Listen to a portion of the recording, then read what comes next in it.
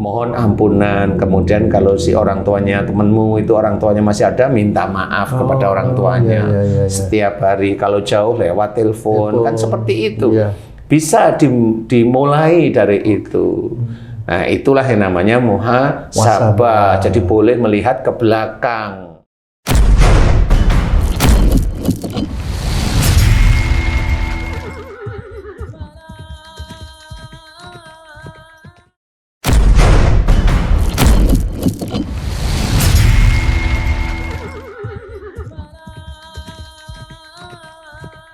Bismillahirrahmanirrahim. Assalamualaikum warahmatullahi wabarakatuh. Waalaikumsalam warahmatullahi wabarakatuh. Amin ya rabbal alamin. Para pemirsa dan sahabat beriman dimanapun berada, kita jumpa lagi di Ustadz Danu Official Channel. Semoga kita selalu dalam lindungan Allah Subhanahu wa Ta'ala. Amin ya rabbal alamin. Pada kesempatan kali ini kita akan ngaji lagi bersama guru kita semua, Pak Ustadz Danu. Assalamualaikum Pak Ustadz. Waalaikumsalam warahmatullahi wabarakatuh. Amin ya rabbal alamin. Pak Ustadz, mohon izin ini akan bertanya. Itu ya. Jadi dalam satu pertemuan dengan teman-teman Pak Ustadz, biasalah sebagai pensiunan nih Pak Ustadz. Jadi teman itu bercerita itu. Dia itu kan sering sekali berdoa gitu Pak, kusuk berdoa terus. Lama berdoanya. Dia secara kusuk lah gitu ya Pak, dia bercerita. Tapi yang dia bingung kok anaknya ya tetap aja dablek gitu Pak. Nggak ada perubahan. Nggak ada perubahan, susah banget mau ngasih tahu anaknya gitu, dablek. Oh, begitu sulit gitulah ya, yang menghimpit ini teman saya ini. Sehingga saya juga berpikir gitu, wih iya juga ya, apa berdoa itu harus umroh gitu Pak Ustadz di depan apa namanya itu Ka'bah multazam gitu kan, supaya didengar tempat-tempat mustajab. Apakah juga ada hubungan dengan orang tua? Cuci kakinya. Wah seperti itu, apa menghormati gitu. Banyak sih teman-teman yang seperti itu Pak Ustadz. Nah, sebelum itu ya saya juga ya seperti itu, pengen juga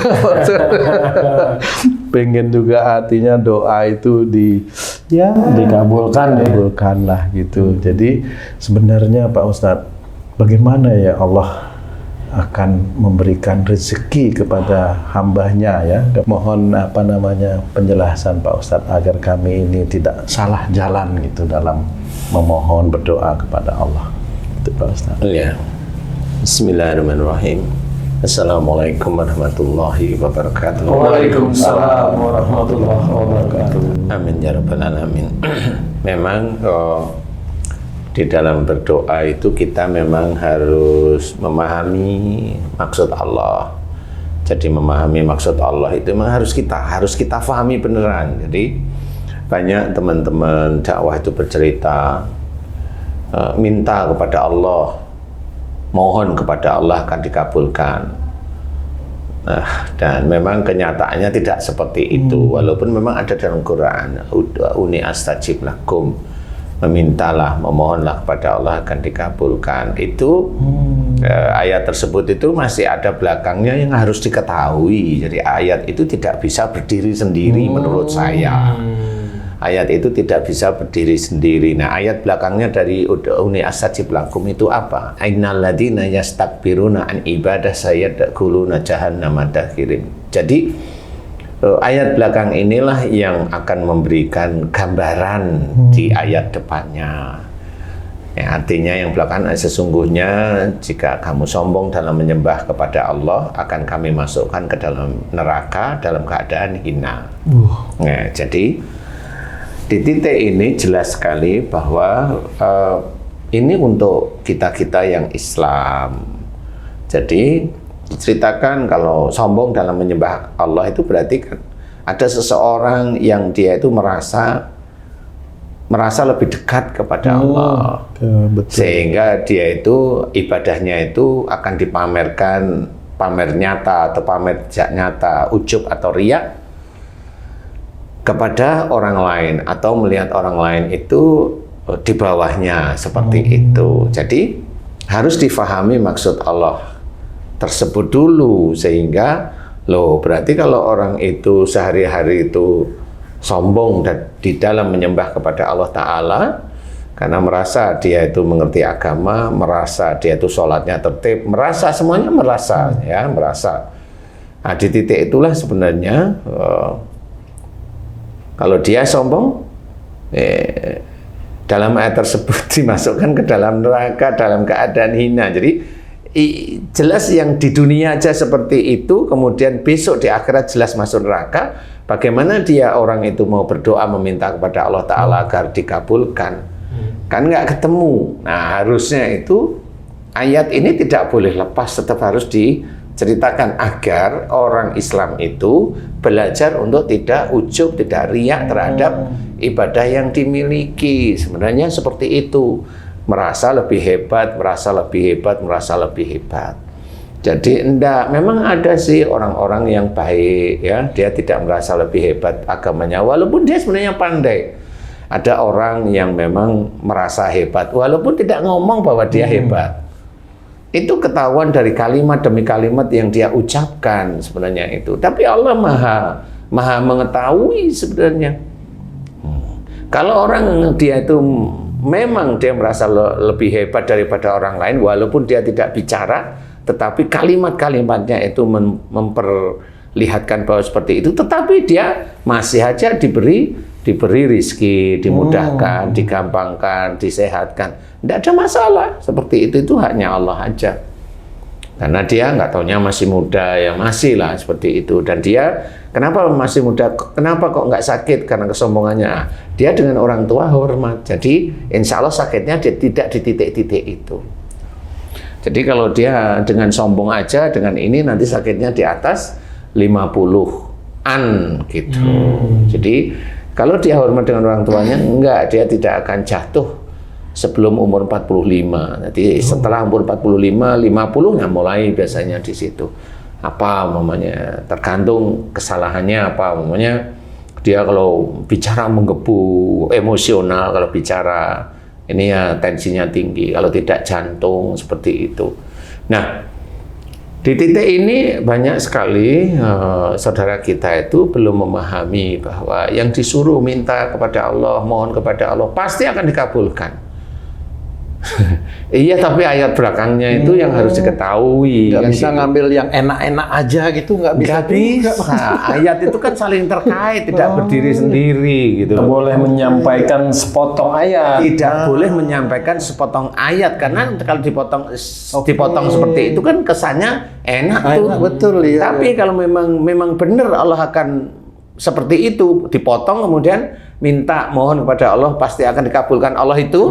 Itu kalau saya, itu orang Islam semua pasti akan kaya. Betul. Akan kaya, kemudian tidak pernah ada yang mati, kan panjang gitu. umur tua. Nggak ada yang sakit, karena dia berdoa, ya Allah jangan beri saya sakit, dikabulkan. Lah kan begitu.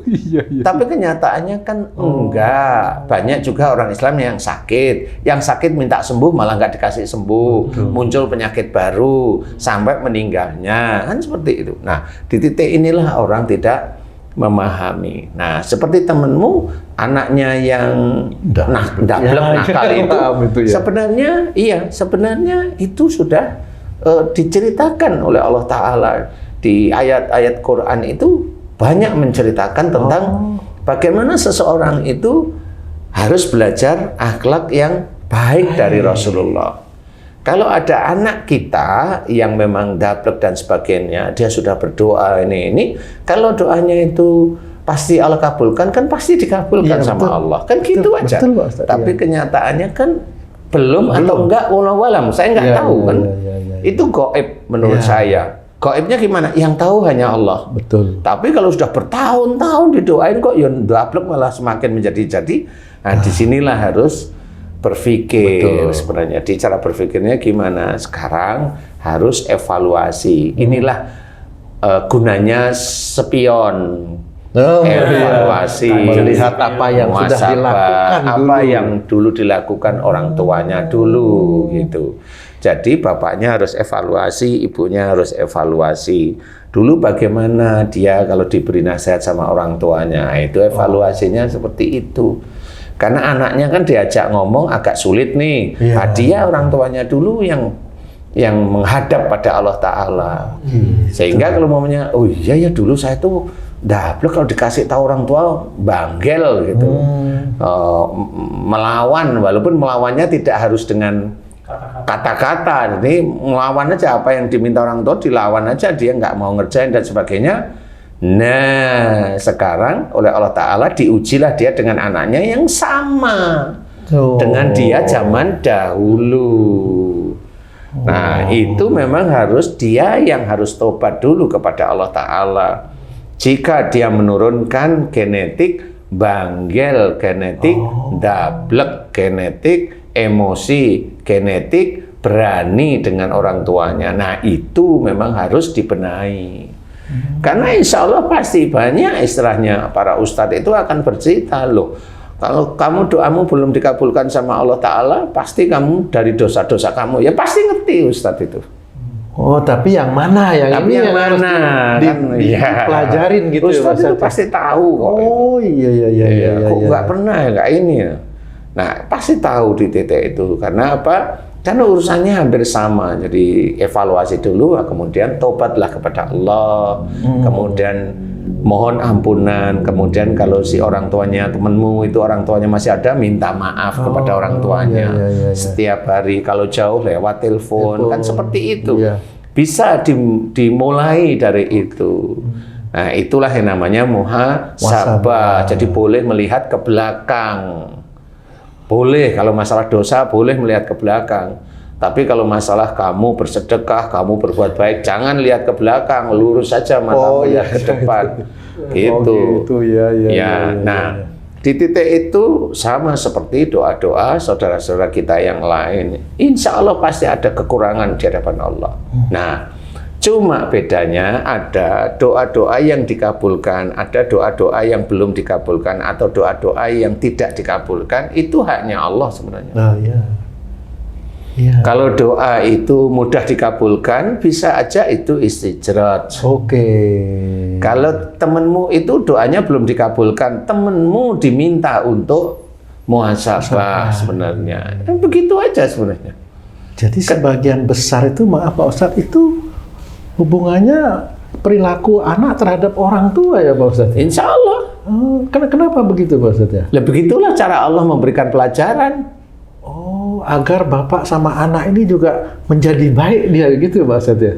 Kan sebenarnya kan gini, kalau di dalam Quran juga diceritakan bahwa kalau seseorang itu bertakwa kepada Allah Ta'ala, seorang Islam bertakwa pada Allah Ta'ala nih, dia seorang suami itu bisa bertemu dengan istrinya kalau sama-sama takwa. Di akhirat nanti di surga. Di surga itu ketemu. Kemudian ketemu sama anaknya, ketemu dengan cucunya, ketemu juga dengan orang-orang sebelumnya. Nah, ini dengan ketakwaan. Yang namanya takwa itu tidak hanya dengan sholat. Yang namanya takwa itu tidak hanya dengan puasa saja. Banyak unsur ketakwaan. Allah menyuruh, lintalahum, lemah lembutlah kamu kepada mereka. Kalau kamu itu keluar dari disuruh oleh Allah Ta'ala lemah lembut, maksudnya kamu kasar, omongannya keras, omongannya nggak karu-karuan, nyindir, kemudian dusta dan sebagainya, lah kan kamu keluar dari kalimat-kalimat Allah dalam Quran. Nah itu takwa enggak? Enggak, titik itu kamu nggak takwa. Jadi sebenarnya itu harus berbuat baik dulu, baru berdoa, atau berdoa dulu, karena saya pernah dengar juga itu katanya berdoa dulu, karena doa itu kan senjatanya orang Muslim gitu. Makin banyak doa, makin dekat sama Allah gitu. Ya nggak gitu. Bisa. Hadis seperti itu langsung dipakai pakai itu aja, nggak bisa. Orang itu yang disuruh oleh Allah Ta'ala itu ibadah dulu. Ya, ibadah dulu, doa itu mengikuti. Kan seperti itu. Jadi ibadah dulu ya, sholat kerjain. Nah, kalau dia belum Islam, ya baca syahadat dulu kan gitu. Kalau dia belum Islam dia sholat kan nggak dipakai, ibadah dulu enggak. Karena diceritakan banyak dalam Quran itu orang yang beriman dan dia berbuat baik akan dimasukkan ke dalam surga. Betul. Nah, di titik itulah harus berpikir berbuat baik ini apa kok bisa dimasukkan dalam surga. Baru di breakdown berbuat baik itu termasuk 1, sholat. Nah, berbuat baik. 1, 2, puasa. 3. Semua ibadah-ibadah kita lakukan sehari-hari. Terus kemudian apalagi? Berbuat baik kepada ibu, bapak. Hormat pada orang tua. Kan begitu intinya. Termasuk berbuat baik kepada istri, Pak Ustadz? Lah iya, habis dengan orang tua, dengan istri. Kan begitu. Loh kenapa orang tua dulu? Lah kan kamu sebelumnya belum punya istri. Iya, betul. Masa kamu punya istri dulu nggak punya orang tua? Kan nggak lucu. Kan begitu, berbuat baik itu harus di breakdown. Nah, berbuat baik itu disitulah ada doa. Doanya yang gimana? Yang menuju akhirat. Jangan doa yang maunya dunia tok, maunya harta aja. Kan gitu. Tuh, nah di titik itulah orang harus paham. Dia kalau memang anaknya yang dablek, beling dan sebagainya, dia harus evaluasi dulu. Karena anak itu kan dari orang tuanya, dari darah dagingnya si bapak dan ibunya. Kan gitu. Betul. Dari sperma bapaknya, dari sel telur ibunya, kan ada itu. Berarti orang itu terjadi ya karena bapak sama ibunya.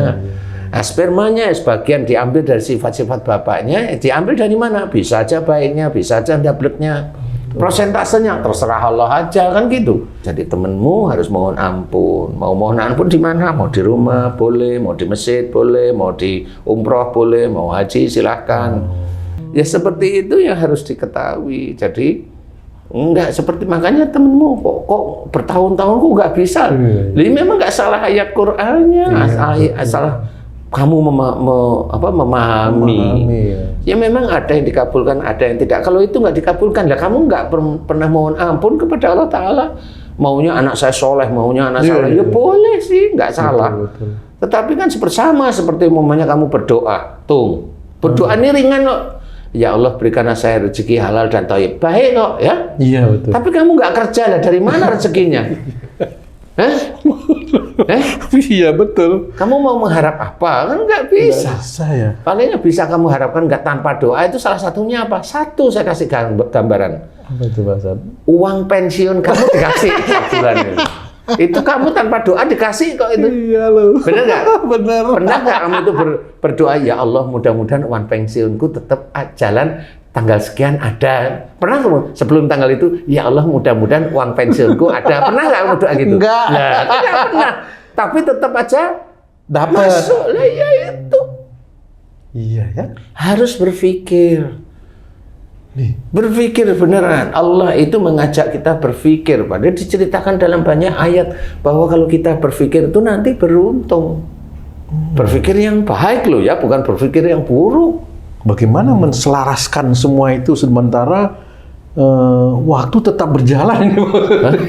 Gimana nih? Ya belajar lah. Kan banyak ustadz-ustadz baik tetap ada. Tetap ustadz-ustadz baik itu tetap ada. Jadi harus belajar beneran. Jadi ada doa yang memang dikabulkan, bisa saja dikabulkan. Ini menurut kita dikabulkan ya. Padahal bisa aja Allah ingin ngasih aja sebenarnya. Jadi belum tentu itu dikabulkan, pas saja Allah ingin ngasih. Jadi harus difahami bahwa bisa ada yang tadi doa bisa sepertinya dikabulkan, padahal Allah hanya ngasih aja untuk menguji. Doa itu belum dikabulkan. Yang dilihat oleh Allah Ta'ala kesabaran. Dan doa itu tidak dikabulkan. Bisa aja. Karena apa? Imanmu biar tidak rusak kalau dikabulkan nanti. Kan terserah Allah kalau seperti itu. Jadi kita itu nggak bisa memahami bahwa dengan ini pasti dikabulkan. Enggak. Pasti Allah punya pertimbangan. Biar tidak rusak iman kita. Biar tidak ini. Kalau memang istilahnya temenmu atau kamu atau siapapun itu amanah. Namanya amanah itu kan ya berat ya, bisa aja itu diberi kok. Bisa amanah atas titipan Allah itu diberi. Ya anak itu nanti diberi oleh Allah Ta'ala walaupun ini kemudian dia itu mohon ampun, nanti ada petunjuk dia itu paham kok sebenarnya. kok itu kok kayak saya ya, anak saya begini ya. Betul. Aduh, itu kayak saya. Oh iya ya, kok saya tuh hanya minta aja anak saya baik, anak saya nurut sama orang tua, tapi kok kayaknya nggak nurut, kok kayak saya dulu ya. Nah, di titik dia itu tahu kesalahan dan dosanya, itulah namanya hidayah. Salah satu hidayah itu bentuknya begitu, mengetahui dosanya. Itu hidayah dari Allah. Kemudian dia fokus pada mohon ampun. Ya Allah, jika anak saya namanya Fulan ini, dia sering melakukan ini pada orang tuanya, dia sering melakukan ini, dia zalim pada dirinya sendiri. Ya Allah, jika dulu saya seperti itu kepada orang tuaku dan zalim kepada diriku sendiri, ampuni dosa-dosaku. Astagfirullah. Lah itu kan jelas. Astagfirullah. Jelas banget, fokus ke situ. Nah, di titik itulah malaikat raqib nanti nyamain pada Allah. Wahai Allah, ini hambamu yang bernama Fulan ini dia sadar. Tunggu dia merasa capek nggak doanya, kan gitu. Nah, Allah kan begitu. Cuma kita nggak tahu aja. Nah, di titik itulah nanti Allah melakukan sesuatu. Wallahu alam ya. Berarti dalam berdoa juga Allah menguji juga ya? Iyalah, dengan kesabaran. Namanya sabar itu harus kita lakukan, nggak cuma masalah doa. Kita beribadah kepada Allah Ta'ala dengan khusyuk. Kemudian istiqomah ibadah kita. Itu pun dengan kesabaran. Itu aja, itu pun dengan kesabaran. Diuji juga. Kesabaran terus-menerus, berbulan, bertahun, berpuluh tahun, itu harus dengan kesabaran. Ustaz. Kemudian ya doa pun sama, kemudian harus ada evaluasi. Kita harus pahami itu. Itu yang lebih penting Pak Ustadz, evaluasi itu Pak Ustadz. Ya itu penting juga, sama seperti yang lain, karena seorang bisa evaluasi dirinya itu hidayah Allah loh. Iya. Orang itu nggak bisa membaca dirinya, itu nggak bisa, kecuali petunjuk atau hidayah Allah. Dia tahu ini kok saya masih salah di sini, ya itu hidayah. Kalau orang sudah seperti itu, hidayah dari Allah Ta'ala. Kemudian dia melakukan. Nah, nanti kalau dia melakukan mohon ampun terus-menerus, hidayah itu akan diberikan kepada Allah Ta'ala, kepada dia. Apa saja nanti. Nah, di titik itulah mulai dia istiqomah di dalam menjalankan aktivitas, ya ibadah wajibnya, ya istighfarnya, ya memuji Allahnya di waktu-waktu senggang, ya dia menjaga kalimat kata-katanya tidak menyakiti orang lain, dia menjaga pikirannya agar tidak suudzon, dia menjaga banyak yang dia jaga. Nah, itulah yang namanya amal soleh. Itu amalan yang dia lakukan. Malah dia tidak meminta sama Allah. Tidak perlu. Nanti kalau dia tidak meminta, Allah itu tahu. Ini orang itu perlu ini, butuh ini, tapi dia tidak meminta. Kasih sama Allah.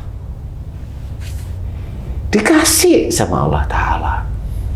Dia nggak meminta memang benar, tapi hatinya ngerti. Saya sebenarnya butuh, tapi malu minta sama Allah. Kasih sama Allah. Dan dikasih sama Allah, dia tersenyum pasti. Alhamdulillah, Allah paham. Alhamdulillah ya Allah. Alhamdulillahirabbil alamin. Terima kasih ya Allah. Kebutuhanku Engkau penuhi. Alhamdulillah. Terus di titik itu dia dikasih lumayan. Dia nggak sombong, dia tidak bangga, dia tidak menceritakan hal-hal yang katanya kalau sesuatu yang menikmati itu ceritain. Yang mana ini? Boleh diceritain tapi jangan ada unsur ujub, riak, bangga dan sombong. Kalau masih ada ujub, riak, bangga, sombong, jangan diceritain dulu. Tutupin.